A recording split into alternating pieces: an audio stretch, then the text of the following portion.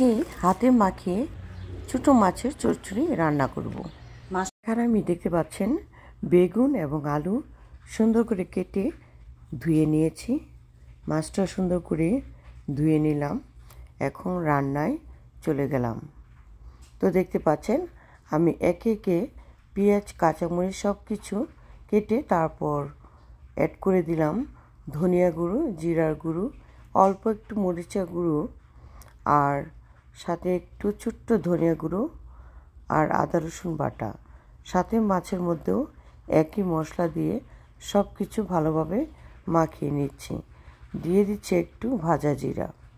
তো দেখতে পাচ্ছেন পেঁয়াজ কাঁচামরিচ মশলা দিয়ে সব মাখিয়ে নিলাম। মাছটাও সুন্দর করে হাতে মাখিয়ে নিলাম। তারপর সবজিগুলো দিয়ে ভালোভাবে হাতে মাখিয়ে মাছগুলো উপরে সুন্দরভাবে বিছিয়ে দিলাম।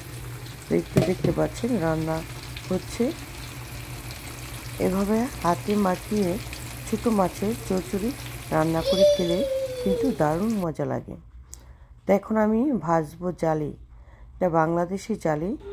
তো দেখতে পাচ্ছেন আলু এবং জালি ভেজে নেব। আমি যে যে মশলা চচ্চড়িতে দিয়েছি সেই একই মশলা সব দিয়ে ভালোভাবে জালিগুলো মাখিয়ে নিলাম। তারপর দেখতে পাচ্ছেন ভেজে নিচ্ছি। এই তো রেডি হয়ে গেল আলু ভাজা এবং জালি ভাজা। সাথে পেঁয়াজ কাঁচামরিচ ছোটো ছোটো করে কেটে একটু ভেজে নিলাম। তো রেডি হয়ে গেল আজকে রান্না ছোটো মাছের চচ্চড়ি, জালি ভাজা, আলু ভাজা। তো আপনাদের কাছে কেমন লাগলো? ভালো লাগলে অবশ্যই কমেন্ট করবেন, লাইক দিবেন, বেশি বেশি করে শেয়ার করে দিবেন। সবাই ভালো থাকবেন, সুস্থ থাকবেন।